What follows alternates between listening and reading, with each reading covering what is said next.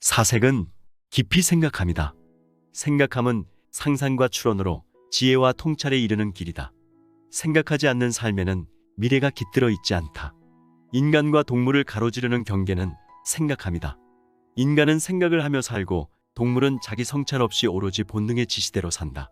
인간의 생각함은 기억과 감각 그리고 모든 운동을 관장하는 뇌에서 흘러나오는 생명의 율동이다. 인간이기 때문에 생각하고 생각하기 때문에 인간이다.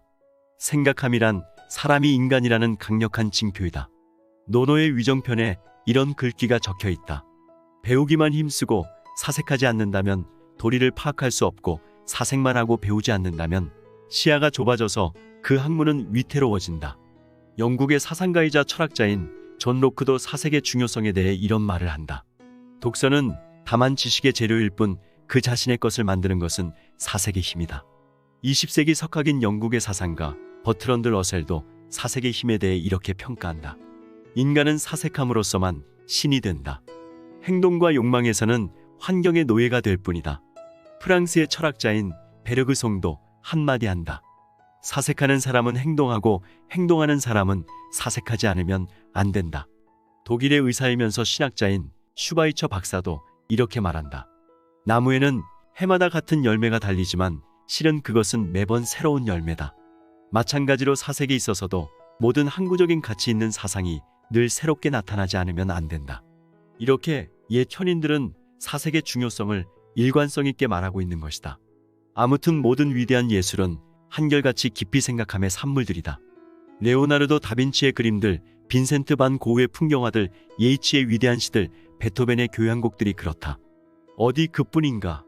에디슨의 발명품들, 뉴턴이 찾아낸 만류인력의 법칙, 아인슈타인의 상대성 이론, 플라톤의 철학, 니체의 초인 사상, 세종대왕의 한글 창제, 지구가 자전축을 중심으로 자전하면서 태양 주위를 공전한다고 주장을 펼쳐 근대과학의 길을 연 코페르니쿠스의 지동설, 이론 물리학자인 존 슈바르츠와 마이클 그린이 발전시킨 촉근이론도 깊이 생각함이라는 바탕에서 나왔다. 깊이 생각하는 사람들 덕분에 우주의 기원에 대한 신비가 풀리고 우주의 시공간은 11차원이 있어야 하며 이 세상의 모든 것이 끈으로 이루어져 있다는 사실도 밝혀졌다. 한국의 뇌과학자이자 저술가인 박문호 박사도 그의 저서인 뇌, 생각에 출연해서 이렇게 말한다. 건강한 사람이라면 누구나 생각하며 살아야 한다. 사색은 깊이 생각함이다. 생각함은 상상과 추론으로 지혜와 통찰에 이르는 길이다. 상상과 추론은 느낌에 의해 작동되는 의식의 수준이 되면 지금 입력된 문제와 대뇌피질의 여러 부위에 저장된 기억을 연결하여 미래를 예측하는 것이다. 느낌이란 마음의 작동, 즉 비자동적인 확장된 항상성 시스템이 나타나는 것이다. 나를 둘러싼 불확실성을 견디고 미래의 안전을 강력하게 희구할 때 본인만이 느끼는 세계가 출현한다. 천재란 뇌 속에 보다 많은 지식이 아니라 보다 큰 느낌의 세계를 갖고 있는 사람을 가리킨다. 뇌를 이해한다는 것은 하나의 풍경화를 그리는 것, 일생 동안 한순간도 우리를 떠나 있지 않은 느낌과 감정과 생각들, 의식의 다층적이고 복잡 미묘함이 투명한 가을 하늘처럼 스스로 환해질 수는 없을까? 감정과 운동을 살펴본다는 것은 선조들의 35억 년간 당혹과 좌절과 한숨을 헤아려 보는 것, 생각의 구조와 작용을 이해한다는 것은 사회와 문화라는 틀 속에서 전체와 부분을 반복적으로 살펴보는 것, 언젠가는 흐릿한 윤곽들이 스스로 뚜렷한 색감과 전체의 울림으로 드러나는 풍경화가 될 때까지, 뇌가 그리는 생각의 풍경화를 감상할 수 있을 때까지 누구나 깊이 생각함 속에 머물며 사는 것은 아니다. 뜻밖에도 사람은 생각하지 않고도 살 수 있다. 신체가 자동적 항상성 시스템에 따라 움직이기 때문이다. 우리 몸의 말단이라고 할 수 있는 세포 단위, 즉 미토콘드리아 수준에서 면역 반응, 무조건 반사, 대사 조절 등이 자동적으로 이루어진다. 생각하기를 잃어버린 치매 환자들이 살 수 있는 것도 바로 몸에 장착된 자동적 항상성 시스템 덕분이다. 이것을 쉬운 말로 하자면 우리 안의 유전자가 지시하는 대로 사는 것을 말한다. 깊이 생각함 없이 사는 것은 자신이 살고 있는 나라의 문자를 모른 채 사는 것과 같다. 생각의 문맹자들은 의외로 많다. 정말 많은 사람들이 아무 생각 없이 직물적인 삶을 산다. 그들은 먹고 사는 것이나 돈 되는 것에 밖에 있는 일들에 대해서 무관심하다. 모란과 작약은 왜 봄마다 꽃을 피우는 것인지, 파도는 왜 왔다가 돌아가는지, 달은 왜 커졌다가 다시 작아지는지, 지구의 자전축은 왜 항상 태양계의 공전 궤도면에 대해 23.5도의 각도를 유지하는지에 대해 무관심하고 냉담하다. 그들은 오로지 먹고 마시고 즐기는 것, 즉 주식, 부동산, 음식, 쾌락에 함몰되어 있다. 왜 그럴까? 미래가 중요하지 않기 때문이 아니라 미래를 보지 않으려고 하기 때문이다. 하루하루를 살아내는 일이 지나치게 버겁거나 영혼에 울림이 없을 때 우리는 미래를 회피한다. 17세기에 생명을 걸고 코페르니쿠스의 지동설을 지지한 갈릴레오 갈릴레이는 이렇게 말한다. 우리는 사색 속에 자신을 누일 수 있어야 한다. 사색은 삶의 수평을 맞추며 우리를 내적 평형으로 이끌고 우리 안에서 새로운 것이 태어나게 한다.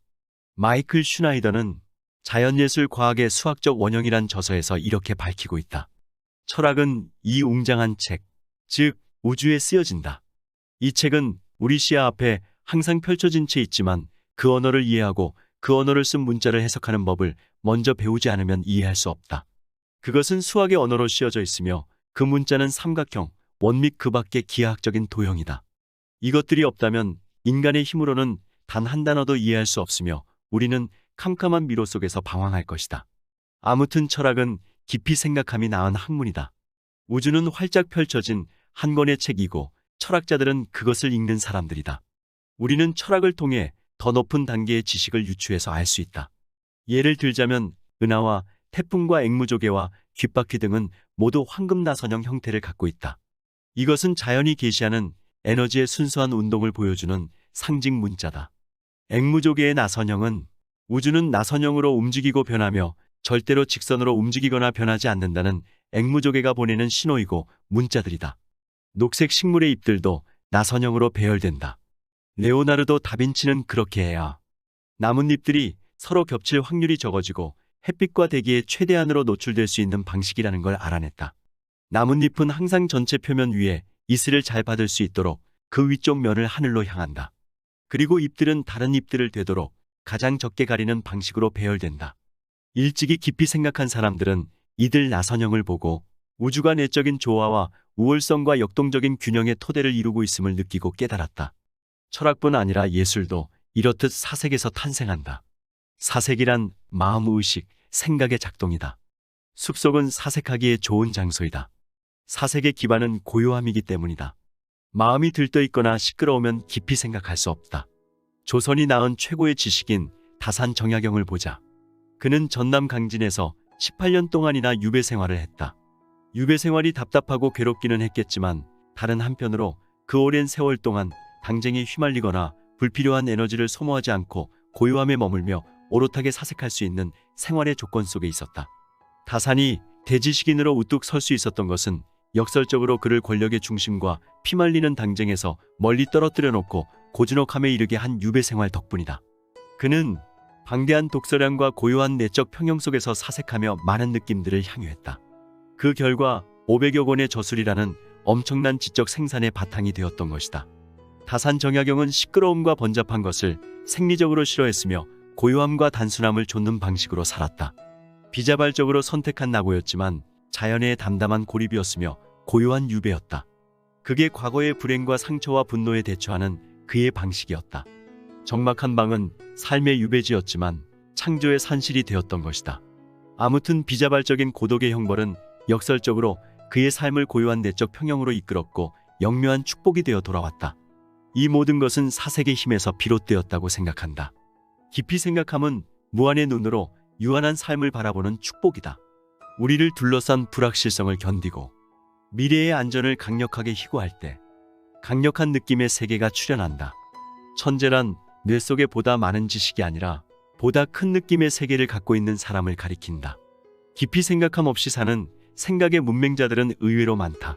왜 그럴까? 미래가 중요하지 않기 때문이 아니라 미래를 보지 않으려고 하기 때문이다. 하루하루를 살아내는 일이 지나치게 버겁거나 영혼에 울림이 없을 때 우리는 스스로 미래를 회피하고 있지 않나 생각된다. 생각하는 하루, 사색하는 하루하루가 우리의 인생을 풍요롭게 할 것이다. 오늘은 여기서 이만 줄일까 합니다. 평온하시고 행복한 하루를 보내십시오. 감사합니다.